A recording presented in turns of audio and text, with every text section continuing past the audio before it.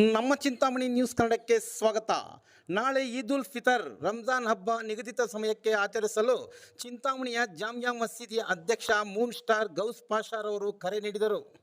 ಈ ಬಾರಿ ಬಿಸಿಲಿನ ತಾಪ ಹೆಚ್ಚಾಗಿರುವುದರಿಂದ ಚಿಂತಾಮಣಿ ಜಾಮಿಯಾ ಮಸೀದಿಯಿಂದ ನಾಳೆ ಅಂದರೆ ಏಪ್ರಿಲ್ 11 ಬೆಳಗ್ಗೆ 9 ಗಂಟೆಗೆ ಸಾಮೂಹಿಕ ಮೆರವಣಿಗೆ ಮೂಲಕ ಈದ್ಗಾ ಮೈದಾನಕ್ಕೆ ತೆರಳಲಾಗುವುದು.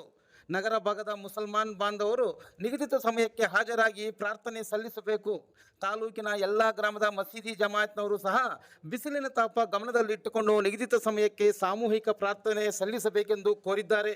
ಈ ಸಂದರ್ಭದಲ್ಲಿ ಜಾಮಿಯಾ ಮಸೀದಿಯ ಕಮಿಟಿಯ ಪದಾಧಿಕಾರಿಗಳು ಸದಸ್ಯರು ಹಾಜರಿದ್ದರು. ದಿನಾಂಕ 11ನೇ ತಾರೀಕು ಅಂದರೆ ನಾಳೆ ಗುರುವಾರ ಬೆಳಗ್ಗೆ ಜಾಮಿಯಾ ಮಸೀದಿ ಇಂದ 9 ಗಂಟೆಗೆ ಮೆರವಣಿಗೆ ಮುಖಾಂತರ ಈದ್ಗಾ ಮೈದಾನಕ್ಕೆ 9:30ಗೆ ಜಮಾಯತನ್ನು ನಿಗದಿಪಡಿಸಲಾಗಿದೆ.